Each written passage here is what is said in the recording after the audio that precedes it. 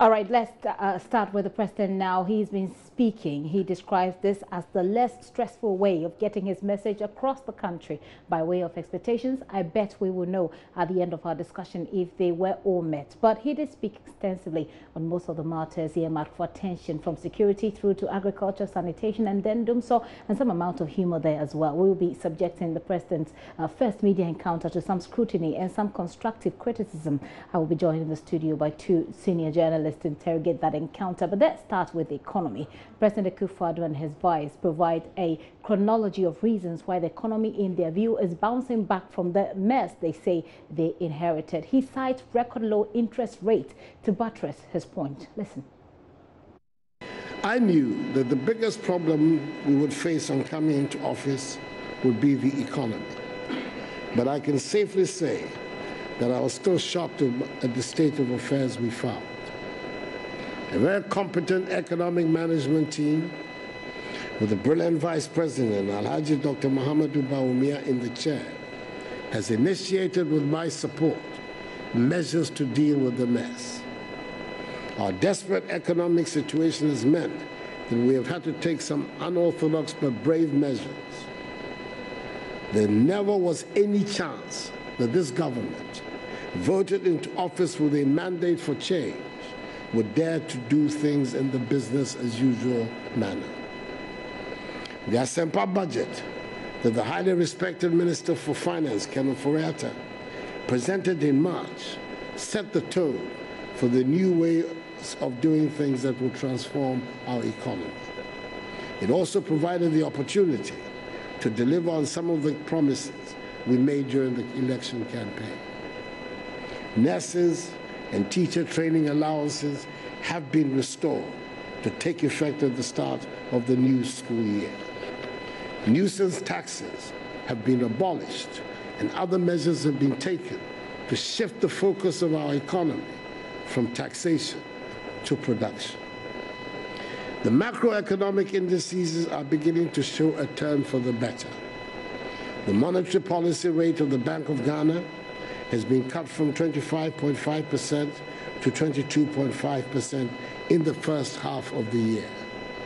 Inflation has gone down from 15.4% in December 2016 to 12.1% in June 2017, i.e., a period of 6 months, the lowest in 4 years. The benchmark 91-day Treasury bill rate was 22.8% in January last year and has narrowed to 11.9% in June 2017, the lowest in 5 years. We're encouraged by the gradual decline in the cost of borrowing and the increase in banks' credit to the private sector by nearly 6% in the first quarter of 2017, compared to a decline of about 7% in the same period in 2016. But we have to continue to work to bring down the cost of borrowing, to enable businesses to have access to much-needed credit. That is President Akufo-Addo there. Well, he and his vice have also been answering questions about the debt to GDP ratio, especially since it refers to the law, especially since they spoke a lot or criticized the previous administration about borrowing. Well, Bernard Avle has been putting some figures together and posing some questions to them about the rate of borrowing they have engaged in so far. We'll bring you that soundbite shortly, but the president has also been speaking about galamsey, and he refers to calls for a halt in the fight against galamsey from people who are threatening not to vote for him if he should go into the 2020 elections. Well, President Akufo-Addo says that will not stop him from increasing the fight and clamping down on illegal small-scale miners. We can hear him on galamsey now. In the 6 months of our being in office, easily the headline subject has been the fight against galamsey. I'm glad that the majority of our compatriots have recognized the danger posed to the existence of our nation by the practice of galamsey. I've said before, since the Almighty has blessed our land with mineral resources, we cannot do without mining, and we have the right to exploit the minerals in our land. But we cannot and should not destroy our lands and water bodies and our environment in the search for gold and other minerals. I'm grateful that the majority of people and you, the media, have lent their support to the campaign against Galamsey. I'm hoping that the program to restore the degraded lands will attract the same enthusiasm. For my part, I will not relent in this struggle, nor will the Cabinet Committee headed by that eminent Ghanaian, the Minister for Environment, Professor Kwabena Frimpong Boateng, which is spearheading government's efforts in this fight.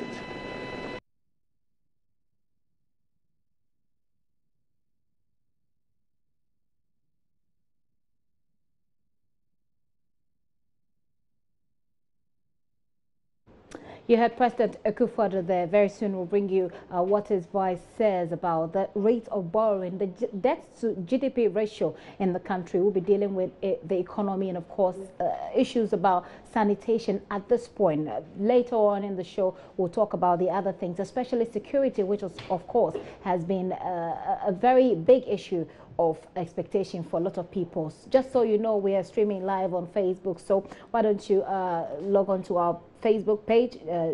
That'll be Facebook.com/JoyNews TV, and you'll be able to watch us just in case you won't be able to stay in the office or stay in your home to watch. In the studio with me, by the way, for this discussion, Justice Lee Aduboy, who is a correspondent for the Xinhua News Agency, and also Dr. Ishmael Norma, who's president of the Ghana Public Health Association. In fact, they have already, let me welcome you, gentlemen. You're welcome to the show. Thank you.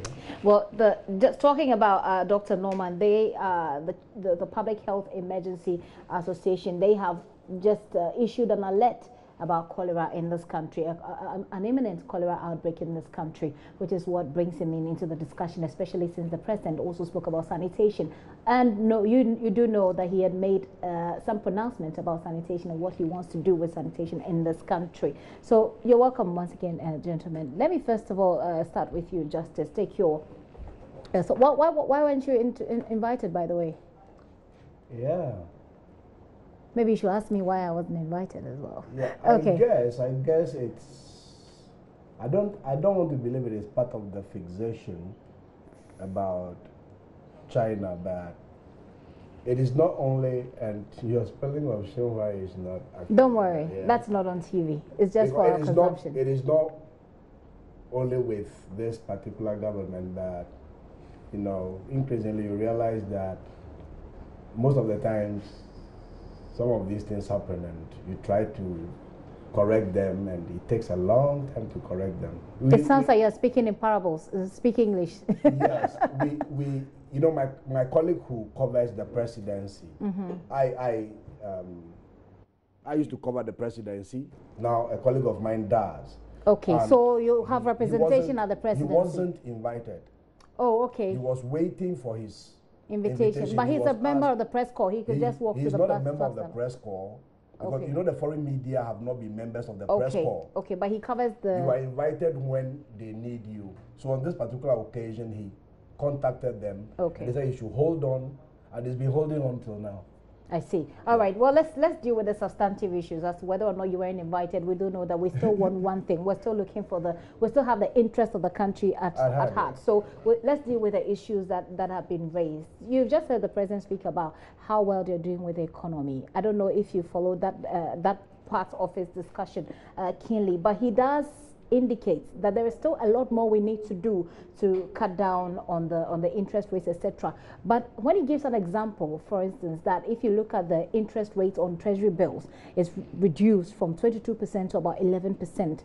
These and other things that he mentioned gives him the confidence that they're doing something right, and that in 6 months they've been able to work towards stabilizing the economy. Do you feel the same way? Okay, let me say that, yes, the facts the president has put out are true. It's a fact, the economic figures he has put out. For instance, the TB rates that he mentioned, yes, they are down to around 12–11%, where they were around 2011 and 12 also. Then you look at inflation. Inflation has come down to as low as 12.1%, if yes, I'm not mistaken. From 15 point something percent in December last year. And then you also see the policy rate by Bank of Ghana being slashed 2 times already this year. And so you begin to see a fact in what he has said.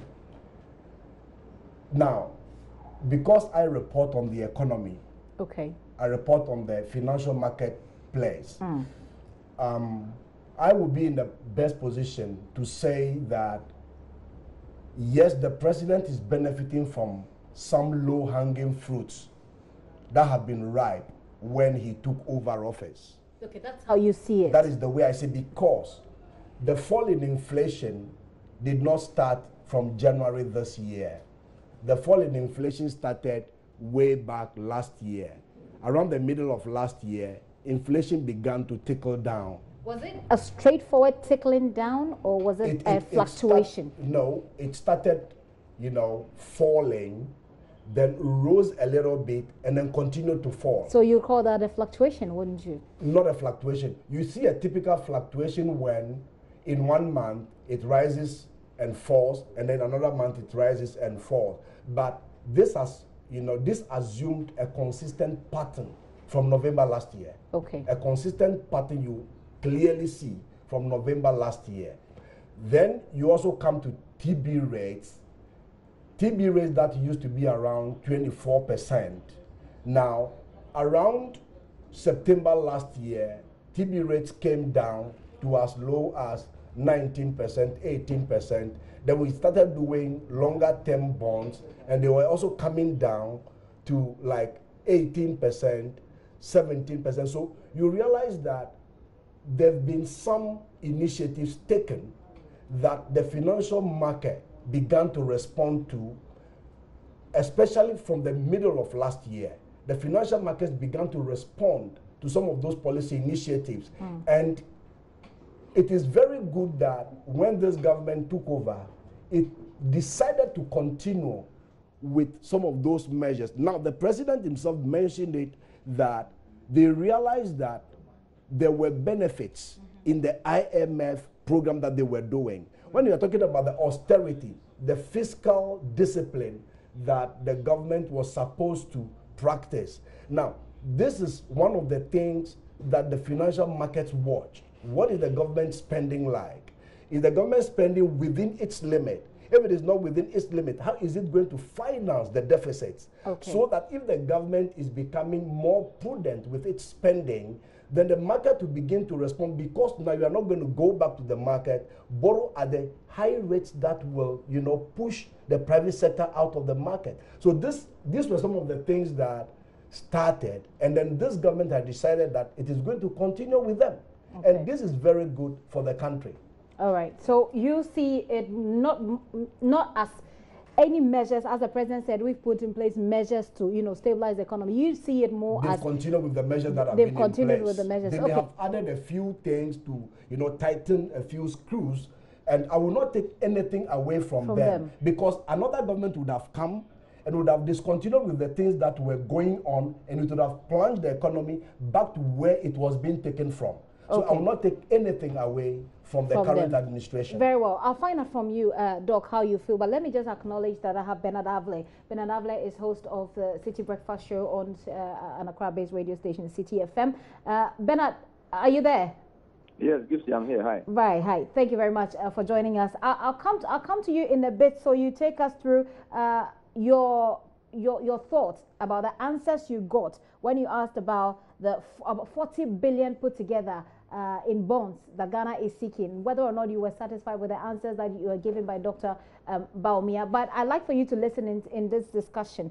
We've just been talking about the economy and the point that the president and his vice make about what they are doing to stabilize the economy. Doc, let me take your brief comment on this. Do you agree with his position? Does it suffice for you? Do you feel that actually we're having a stabilized economy at this point?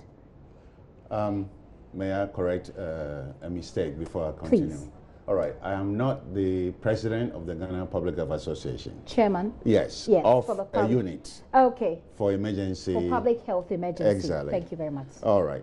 I'm not an economist. I'm a lawyer and a public health practitioner. Right. So I will speak as a public health practitioner. Now, when the president speaks about the broad picture, about where the economy was and where the economy is today, I am not qualified to really discuss the issues about the micro and macroeconomic issues in Ghana. What I'm qualified to talk about is this. When I go to the market, which I do, to shop, I see that a lonka of tomato is now selling at 40 cities. That a few, maybe 10 pieces of garden eggs is 4 cities, which in fact, my family purchased yesterday.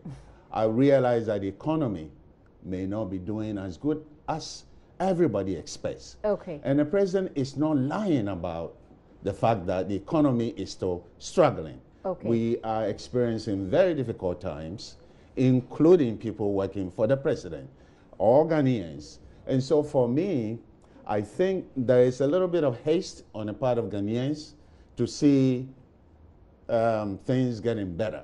But it's only 6 months. Well. And they are doing the best that they can. Okay. So I'm not speaking for the president because I am also suffering. All right. And believe me or not, I wish things were better. Okay. I wish that my paycheck could go farther than it does. It doesn't. Or perhaps do more than it does and do right more, now. exactly. Okay, I'll come back to you in the studio, but since Bernard is on the line, let's try and engage him so he doesn't have to keep holding. Bernard, you put together the figures, and you put it all together at about 40 billion bonds that have been issued, etc., which basically says that we are borrowing, even though we have criticized, and I'm talking about, when I say we, I mean the present government has criticized the previous government for borrowing. And you asked that question, but then the answer they gave you was that we're still within our targets. We're still within our deficit targets. Did that suffice for you as an answer? Gifty, thank you.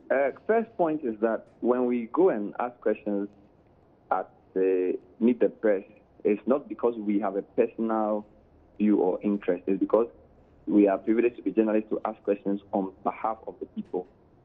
So the question was not for me, it was for the people. So in the same sense, the answer is for the people of Ghana to judge if they thought that that was adequate. What the case I tried to build was to point out the raw figures we were accumulating by way of debt. So we raised the 1 billion CD bond sometime in March. It was a 3-year domestic bond for 21%, 21.5%. In April, we issued a $2.25 billion bond. That translates to about 10.1 billion CDs, and that between 7 and 15 years. In the same month, there was an announcement of a 15-year bond to settle energy sector debt. That was also $2.4 billion. That translates to 12 billion CDs. And then there was an announcement in July for a 17 billion third quarter bond from the securities market. So putting the figures together is 40. I'm not the one saying it. So the question was to find out whether, in the election there was a lot said about borrowing and the recklessness and spending. And I know there's also political equalization and a lot of people jump on it to do their politics. But as a journalist who looks at the numbers, you need to ask if somebody says we are borrowing because there's mismanagement and corruption, and then in the first 3 quarters, the figures could potentially get to 40 billion.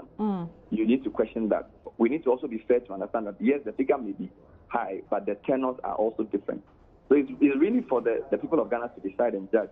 Don't forget the president said in one of his answers that realism is setting in, and in the answer to the question about jobs, he made that point. So we, as journalists, put out the facts and get the people to respond based on the information available. So for me, I wouldn't say I'm satisfied or not. I just put that, and my facts, as I put there, are clear for everybody to find out. So people have to decide whether they think that the answer was satisfactory for them or not. Well, while people are deciding whether the answer is satisfactory for them or not, you did think through the figures before you put it out there, and I'm sure you had a certain. It will be that you're speaking. Of course, you're speaking for the people, but you should also have some level of expectation, didn't you? Are you asking in reference to the overall program or my question? No, to the question, to this question. I mean, the answer did not deny the fact that the borrowing figure was high. Right. Dr. Baumia did not dispute the figure I put out. He disputed the GDP figure I put out. I said, I mean, the last time we checked, the GDP figure may have changed. So I said it was $40 billion, which is about, if you multiply that by 4, I misspoke it. So essentially, the figure in my head for the GDP is around $45 billion. Multiply that by 4.5, that's around 160, close to 200 billion cedis, right? So that was a misspeaking. But the 14 billion in borrowings was not false. He did not deny that. He said they were trying to stabilize the debt to GDP ratio, and then they would reduce it. So he said they would stabilize and reduce, which is fair. Okay. But I mean, it's really a question of whether it's a sustainable. Again, there are many measures of debt sustainability. Debt to GDP is just one. You can also do debt to revenues. You can do debt to export. So I think what we need to do in the media is to check all the numbers, compare that to all the figures, and see if we're on a path to change for sustainable debt or not. Our job is to police politicians so that they do what they say they would do, and so that it is in the public interest, which is what we are committed to doing. So even if the GDP figure is higher, closer to 200 billion cedis, it still doesn't deny the fact that we have borrowed up to 40 billion in the first 3 quarters, or we would have borrowed since we are not in the third quarter yet. So that's what I can say. Well, but before I let you go, let me take your view on the overall program. I mean, we've seen it done in, President Mills did it, President Mahama did it. In this case, what we're seeing something different, and that is the presence of ministers and the vice president, for instance, to take on some of the questions. What is your own assessment of President Akufo-Addo's first encounter with the media? I think it was great. I think it was a good program. I mean, I think that we should measure this on 2 levels. The quality of the questions was good. The breadth of the questions was good in terms of areas of coverage.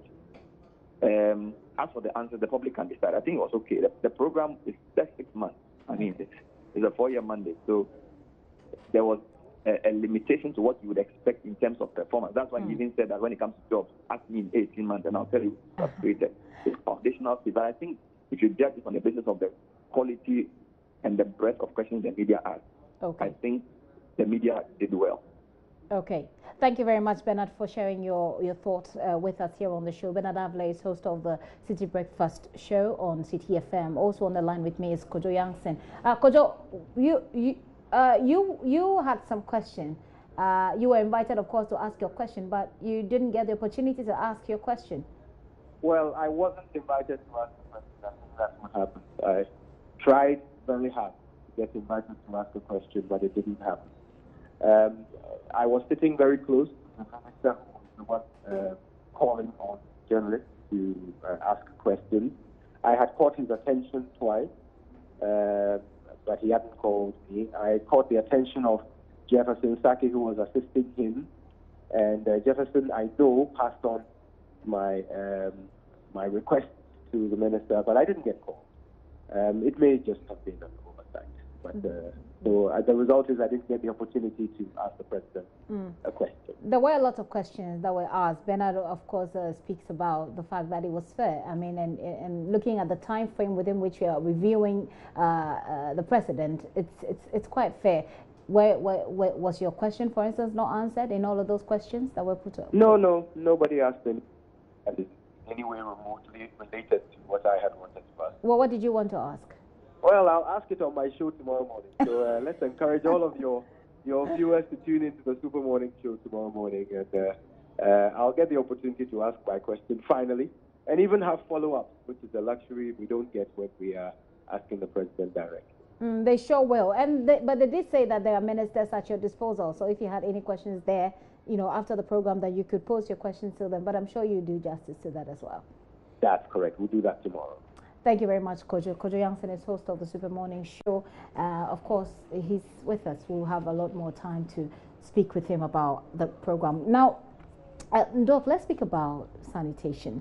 It's one of the areas that the president spoke about. He says that there are some debts that need to be cleared, and because those debts have not been cleared so far, it appears that it's affecting how waste disposal in this country has been. You've issued an alert on cholera. Cholera has a very distinct relationship. Well, it has a very close relationship with sanitation. Did you hear the bit he said about sanitation? A little bit. I was driving here, but I did hear a little bit. Okay. How do we balance that? Talking about the fact that there are debts to be cleared. How long do we have to wait for the debts to be cleared so that we deal with the sanitation issue and avoid what you are warning us about? Okay. I think the president was speaking generally about financing sanitation. When it comes to emergency, every government, including this one, will make sure there are resources to handle the emergency. So I believe that if the president is advised that there is a cholera outbreak in Ghana, I think already, if I'm not mistaken, resources would have been directed towards that outbreak. So there are two issues here. We're talking about sanitation as a general concern, and then we're talking about specific case of a cholera outbreak. I do believe that this government, just like all the other governments, have managed to contain the outbreak of cholera. The problem with cholera outbreak in Ghana is a social construct, and it has a proximate relationship to government, an immediate relationship to the population.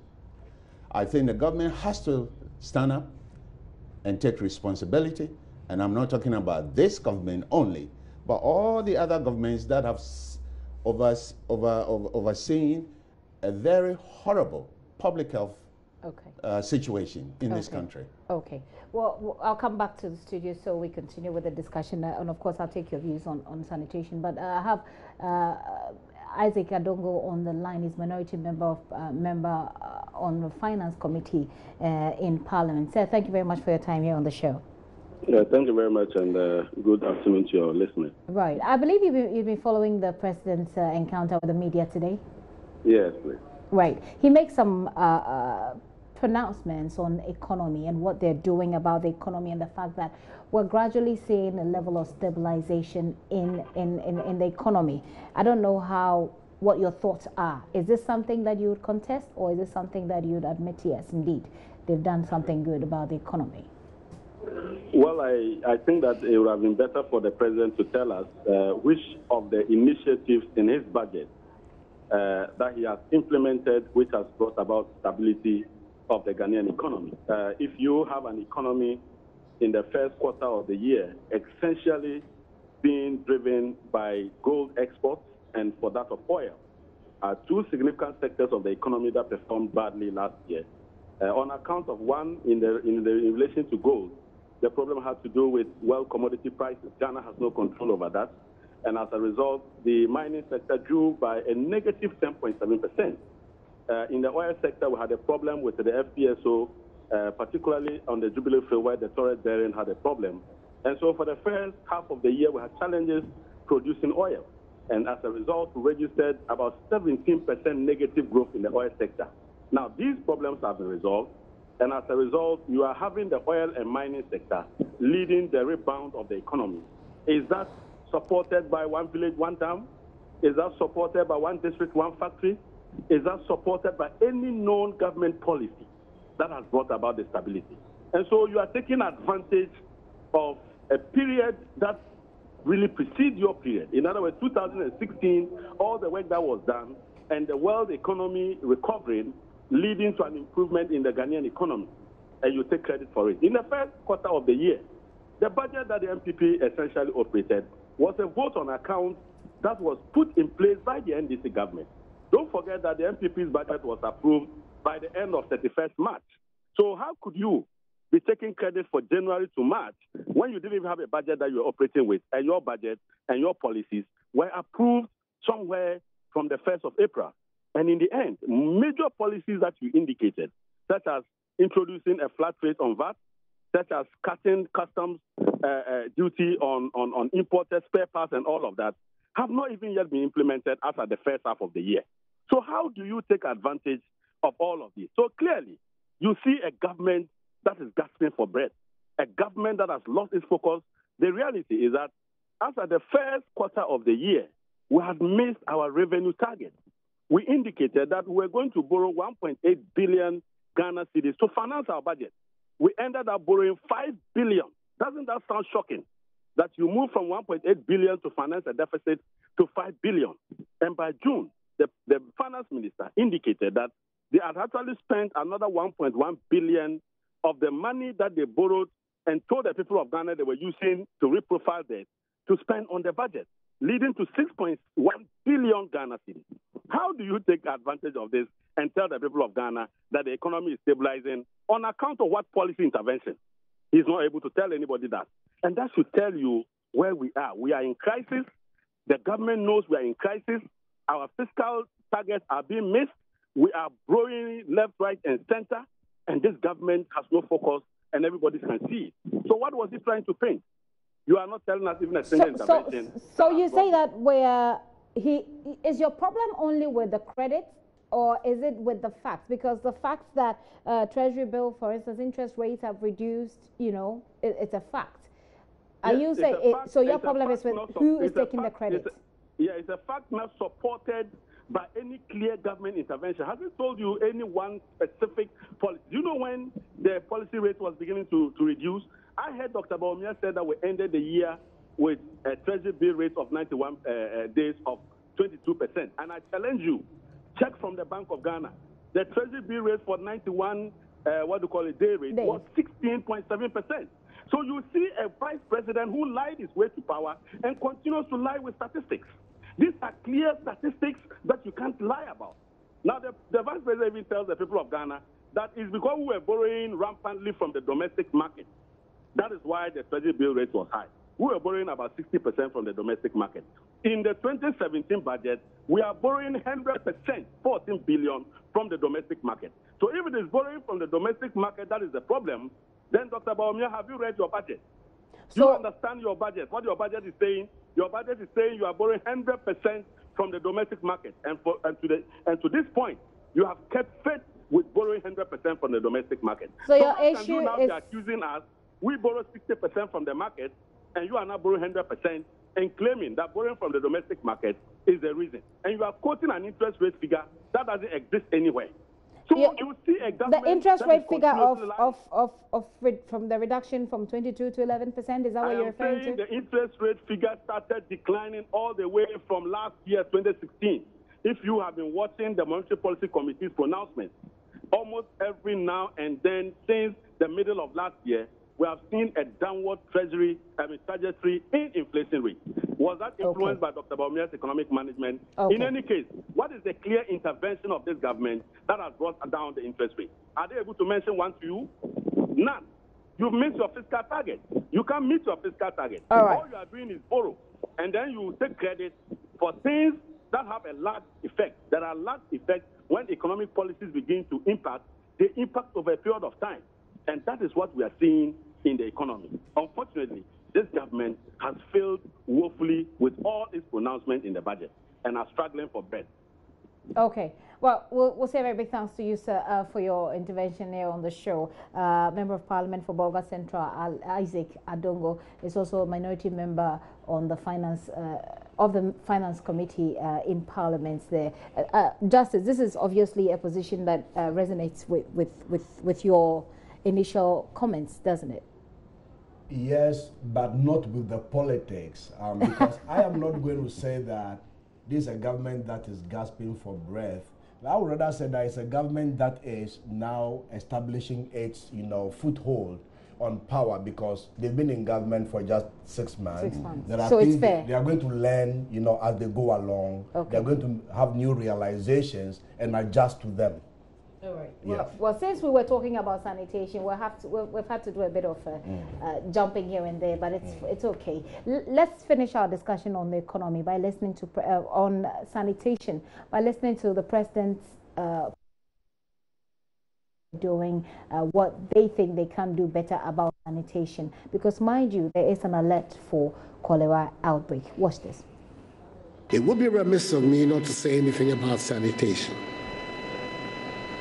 In the short term, it is important to recognize that there are huge debts owed to the service providers, which are hampering their ability to deliver the needed services in a timely and regular manner.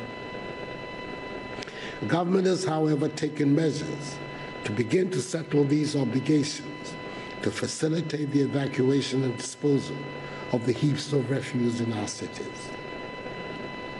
It is my understanding that meetings have been held between the ministry, led by an experienced minister, Honorable Kofi Adda, and the service providers on this matter, and the evacuation of the refuse, which has already started on a modest scale, would be aggressively pursued to rid the cities of filth. Additionally, provision has been made to augment the sanitation infrastructure by constructing waste transfer stations at strategic locations to facilitate rapid collection to final disposal sites, beginning in the Greater Accra metropolitan area. As you know, committed to making Accra the cleanest city in Africa, and the new Metropolitan Chief Executive of Accra, the youthful Mohamed Ajay Sowa, is working assiduously to meet this commitment. President Akufo-Addo there on sanitation. Well, let me just read to you the alerts that we've had from the Ghana Public Health Association.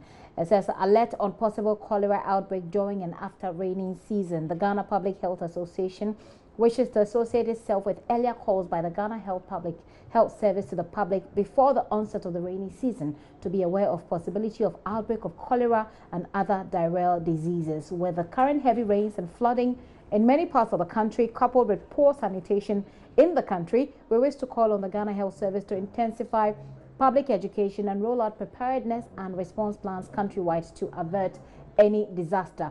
We also call on various public entities, including but not limited to the Ministries of Water and Sanitation, Zongo Affairs, Environment and Technology, Information and agencies such as the EPA, together with Metropolitan, MMDCs, as a matter of urgency to accelerate plans to address the worsening sanitation situation in the country to avert a major cholera outbreak.